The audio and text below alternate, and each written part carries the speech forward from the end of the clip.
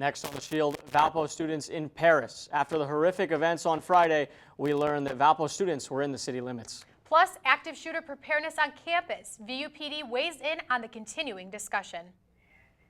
Our weather story for this week is rain, rain, rain, go away. We could be seeing accumulations up to 3 inches, but with a cold front marching its way through for the rest of the week. I'll have that and more coming up in my 7-day forecast. This edition of The Shield starts right now.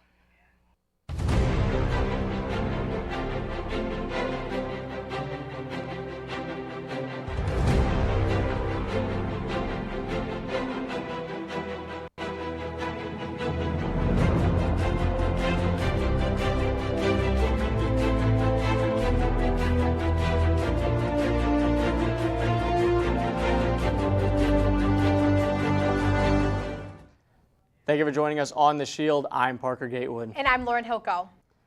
6 Valparaiso University students studying abroad in France and in Reutling in Germany are safe following terrorist attacks in Paris last Friday.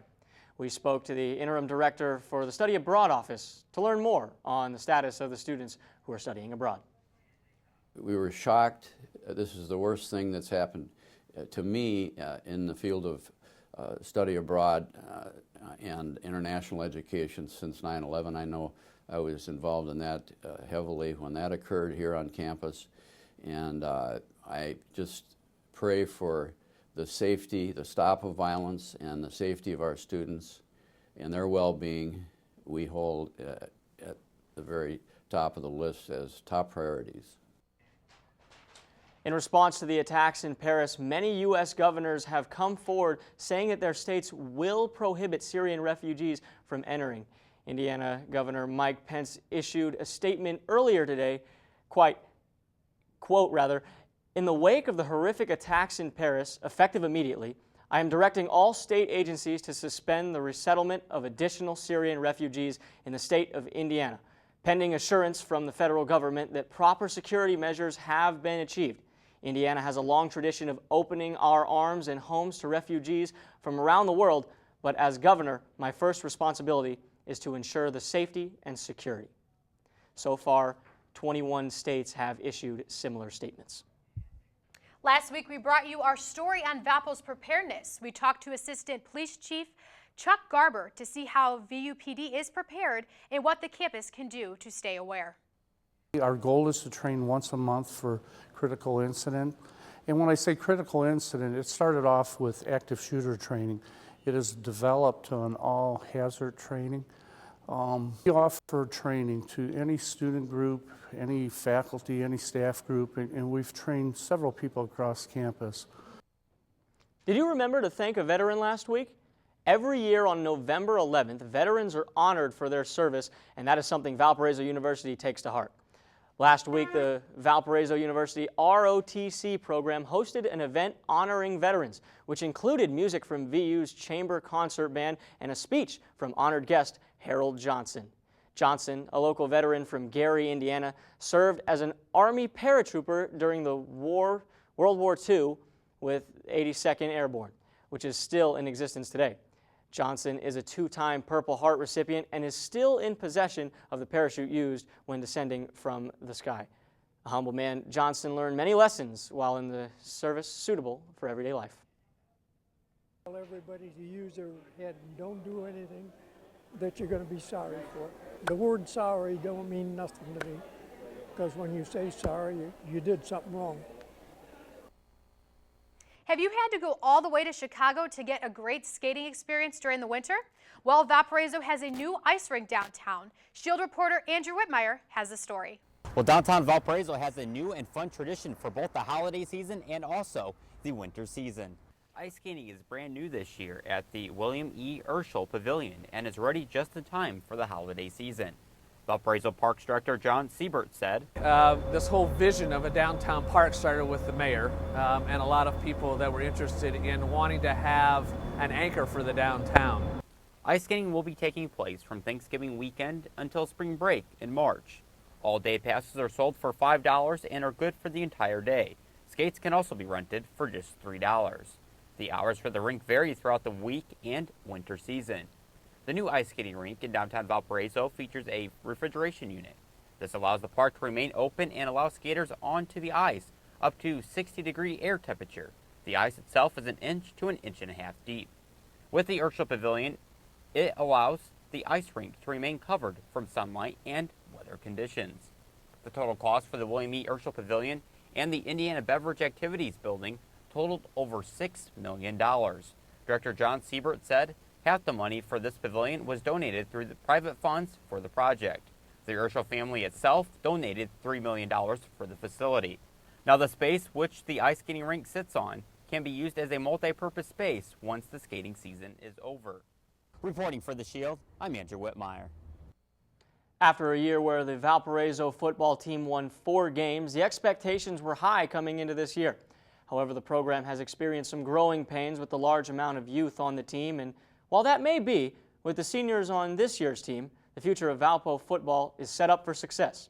I had a chance to catch up with one senior in particular, A.J. Bradley, who told me about his experience as a Valpo football player.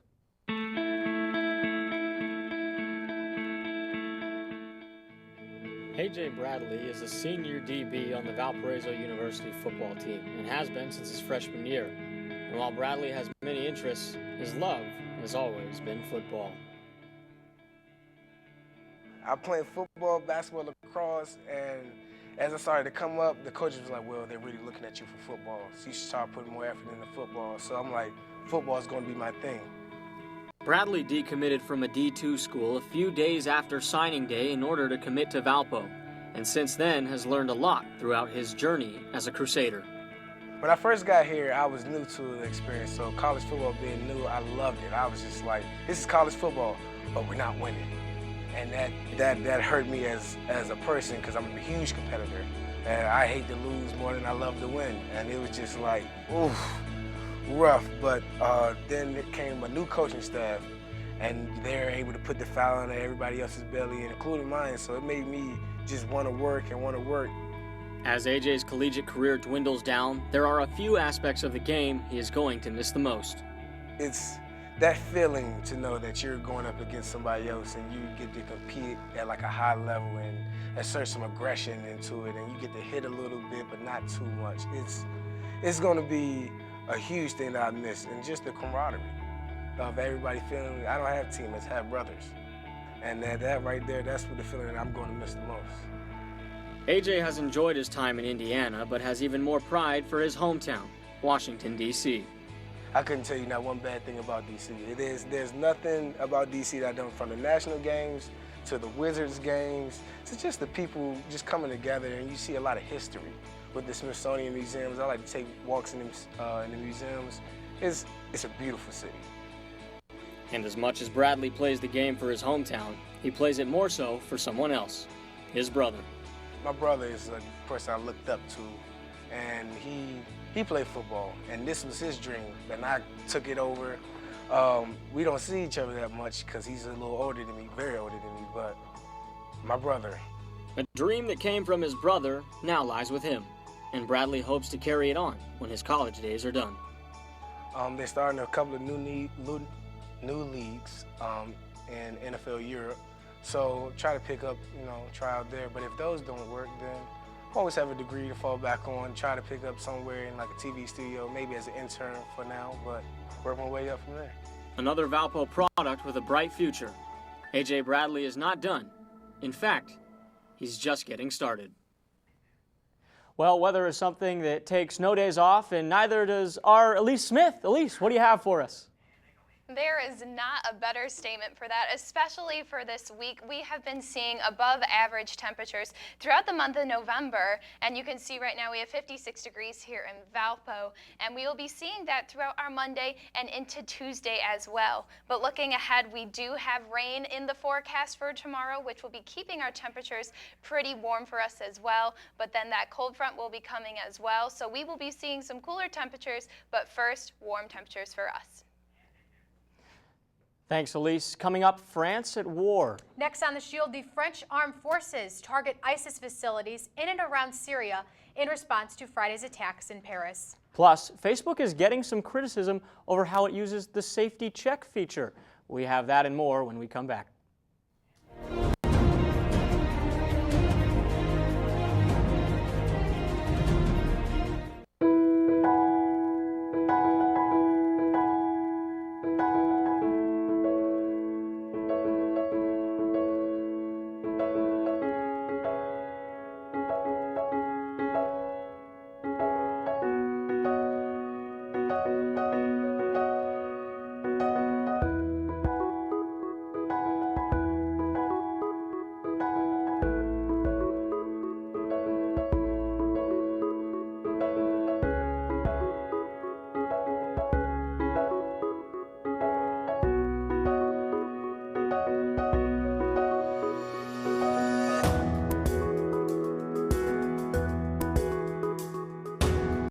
Good morning, Valparaiso University. What's a better way to start your day than with a new jam? And WVUR has just what you need.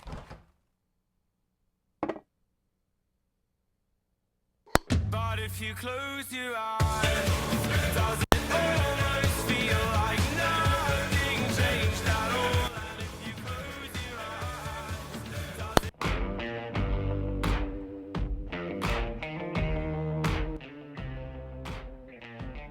If dying young won't change your mind, baby, Broadcasting sports, news, weather, and music on air, online, and on campus.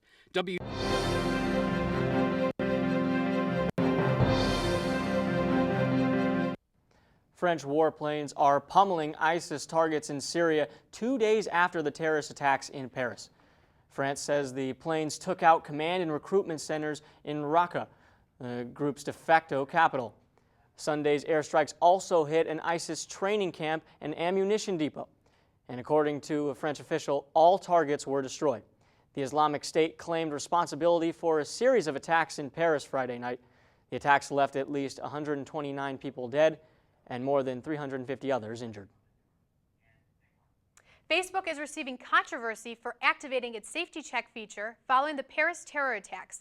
This feature allows users to notify their friends that they were safe. Previously, it had only been used 5 times after various tragedies such as natural disasters. People would later ask why Facebook didn't activate the feature for Thursday's deadly bombing in Beirut, Liberia. CEO Mark Zuckerberg wrote that Facebook policies until Saturday was to activate safety checks for only natural disasters. However, now the feature will be used for human disasters as well. More than 4 million people have used the safety check after the Paris attacks. The search for a 7-year-old girl in Kentucky was called off last Saturday when her body was found in the woods. Her body was discovered in a creek a half hour after her mother reported her disappearance. Police have stated there are no suspects or any persons of interest yet, and no one has been arrested.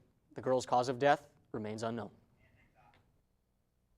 Her body's been taken to Louisville. The medical examiner's office there in Louisville in the morning will be, or today, will be doing a examination to determine the manner and the cause of the death. At this particular time, the investigation is being handled by the detectives at our post, and it is being handled as a homicide. We've seen some beautiful weather over the weekend. Will it last? Storm Shield meteorologist Elyse Smith tells us that rain is in the forecast next.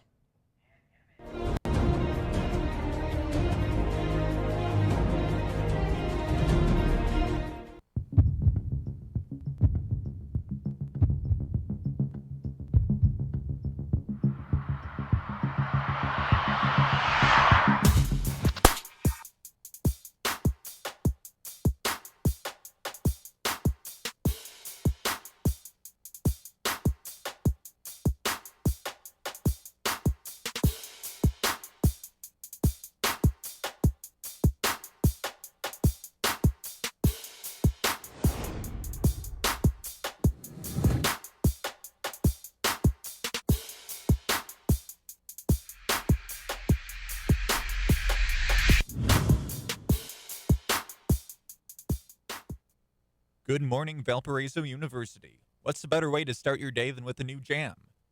And WVUR has just what you need.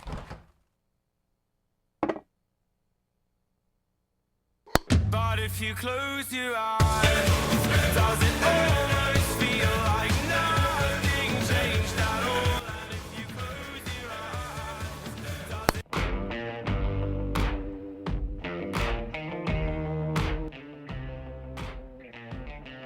If dying young won't change your mind, baby, Broadcasting sports, news, weather, and music on air, online, and on campus. WVUR is my jam.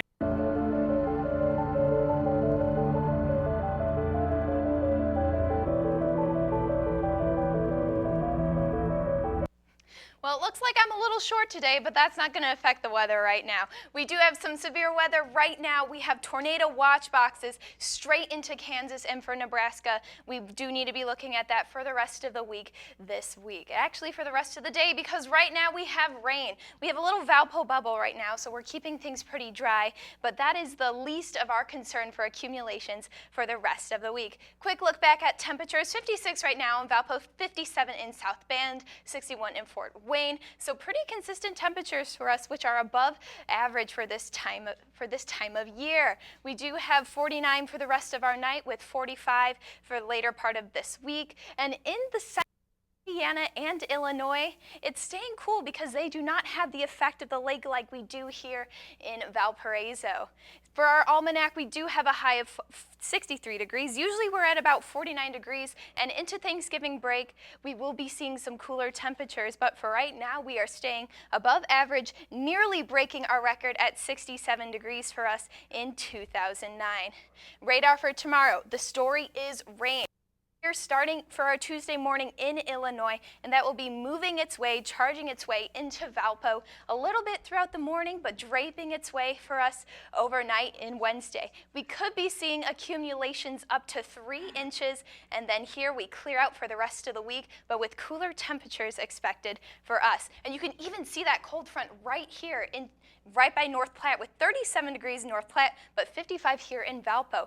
Overnight, we will be staying pretty warm for us, 62 for our Wednesday morning, and here it comes, charging its way, that cold front pushing into Valpo, arriving for 42 degrees for our Thursday morning, which is a big change for us since we've been seeing 48 degrees right now, mostly clear with some cloudy skies. We could be seeing some rain throughout the rest of the day, but for tomorrow, that is the rain. Up to 3 inches in accumulation right now is forecasted for us, but with a high of 58 degrees too. For our 7-day outlook, we do have that rain, but the big story right now is we are going to be getting back to normal temperatures for us here in November with some lows at 26, 24 for our Thursday and Friday overnight. So we do need to be breaking out those winter jackets. Oh yeah, I was seeing the chilly conditions and stuff, and I mean, we've been experiencing, above normal, but yeah, we're finally seeing some more fall and almost winter-like conditions. Oh yeah. Perfect. Thank you so much, Elyse. We will get more at the end of the show, but after this break, we're going to talk with Aimee Heyden, who has all on your Crusader Athletics. Stay with us.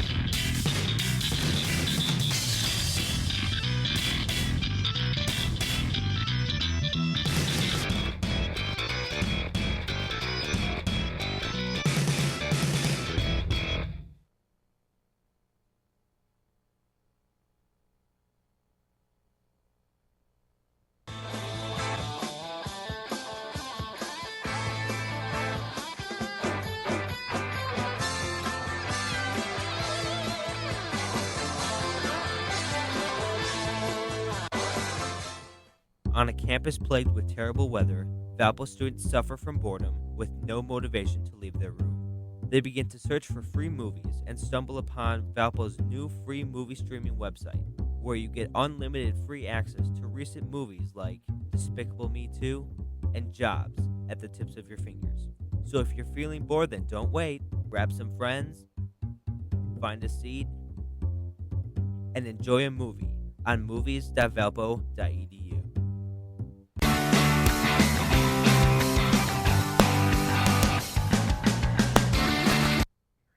Well, you'd be hard-pressed to find someone who did not attend a Valpo athletic event this weekend, as 5 home games and 1 road match all happened within a span of 3 days. And of course, the marquee event of the weekend began on Friday with men's basketball opening their regular season against IPFW. Picking it up in the first half, Max Joseph finds Shane Hamming in the corner. Hamming will fake dribble in and slams it down. Valpo takes the lead 16-2 early. Heading into the second half, Max Joseph finds Vashil Fernandez alley-oop and puts it down. Just 30 seconds later, It's not a replay, but it's the same play. This time Keith Carter finds Vashiel. Vashiel sends it home. Valpo with a commanding lead. Heading into the second half, they find Alec Peters up top. He'll put up a three of his own. Valpo gets the win in that one. And a win for the Crusaders on their home opener is good, but it would be Sunday that would prove the first challenge to Valpo against the Iona Gales. Sunday night action from the Arc finds Max Joseph at the top of the key. Joseph looking, finds Hamink on the sideline. Hamink puts up a three, knocks it down. Valpo takes an early 16-2 lead. Hamink would have 16 points on the night. Later on, Keith Carter, cross court over to E. Victor Nickerson. Welcome back, E. His first minutes of the season. We move on later, second half, more of the same, but this time it's a loose ball. Hamink gets his own rebound, sends it home, and that's the exclamation point on that win for Valpo. The final score is 83-58 as clock winds down. While the men began their regular season campaign, it was the volleyball team who wrapped up their season, notching 2 more wins to their 25-7 season. The weekend spelled back-to-back games for Valpo beginning on Friday night against Youngstown State. Led by Emily Campbell and Catherine Carlson, each with 9 kills and the team hitting at a .357 hitting percentage, they got a 3-0 victory over the Penguins. And Saturday would be the last time we would see senior setter Kelsey Barrington at the Arc. Barrington added 34 assists and 12 digs in the 3-1 winning effort over the top-ranked Cleveland State. Freshman Catherine Carlson also added to her stat sheet with 15 kills and 10 digs. The Crusaders finish in 3rd place in the Horizon League and are set up with a matchup against UW-Milwaukee in a Friday afternoon showdown in round 1 of the Horizon League tournament. And it was also senior recognition day for the football team as they played their final home game of the season. Matched up with the Eagles of Morehead State, the Crusaders got an early 7-0 lead, but they would not be able to keep it as Morehead State gets a touchdown at the end of the first quarter, and it was catch-up for the Crusaders. 9 minutes left, they get a 1-point lead, but are not able to hang on as the Eagles get their 5th touchdown of the game with just under 3 minutes left to play. Final score of that one, Valpo loses 36-29. 5 games down and 1 to go. It's the women's basketball team on the road against Butler. Valpo kept it close early, but the Bulldogs would be too much for the Crusaders. Valpo falls in their first game of the season, 72-53. Jesse Wiedemann in that one was leading scorer for Valpo, 14 points and 2 rebounds in 12 minutes of playtime. And guys, of course, the big story in Valpo athletics right now, tomorrow morning, 9 a.m., the ESPN tip-off marathon, Valpo on the road against Rhode Island. Yeah, it's going to be a big one, Aimee, because both 2 of the top mid-major teams in the nation. It should be a very fun one. Exactly, and a good challenge for the Crusaders as well. Yes, agreed. When we return, we'll have a look at your weather forecast.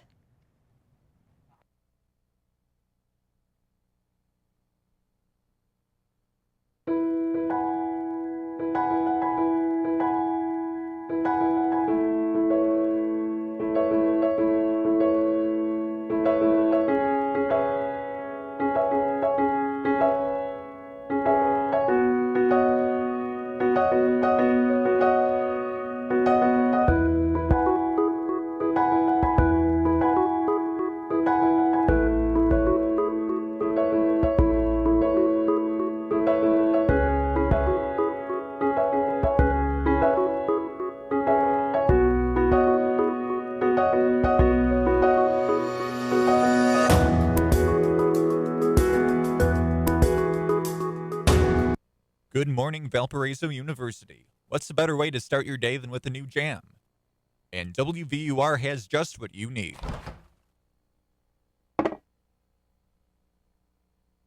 But if you close your eyes, does it almost feel like nothing changed at all? And if you close your eyes,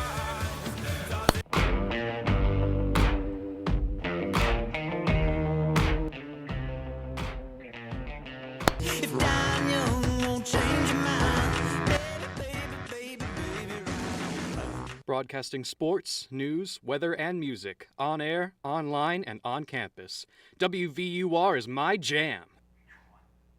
And now, Elyse Smith joining us for a final look at your Storm Shield forecast. Elyse, you look a lot more regular sized right now. What's going on? Yeah, well, we've really got to dig into the 7-day forecast because we could be experiencing lots of different weather. So reminder for tomorrow, we do need our umbrellas with maybe a rumble of thunder in the morning, but Tuesday will be a wet day, and same thing into Wednesday, but more windy conditions as well, with a high of 60 and a low of 40 for our Wednesday. And we will be cooling off by Friday. That cold front will be moving through, and here are those November-like temperatures with a high of 44, a low of 26 for Friday, and Saturday, the exact same thing. So when we're driving home for Thanksgiving break, it's going to be cool. We're going to be needing some jackets pulled out again, and for Founders Thanksgiving tonight, we won't need that many jackets. It's still going to be pretty warm for that. And into Sunday, cool temperatures again, a high of 40, a low of 26. And then Monday, we could be seeing some rain, maybe even the S word of snow. I know, it's crazy. So, but these November temperatures, these December winter-like conditions are going to be coming, and quicker than we think. It's by this week. It's by the end of this week. It's, you know, Elyse, I saw, before the show, we were kind of looking at some of the graphics, and it said 29 degrees. So the cold's here to stay. The cold's here to stay, but not yet next week.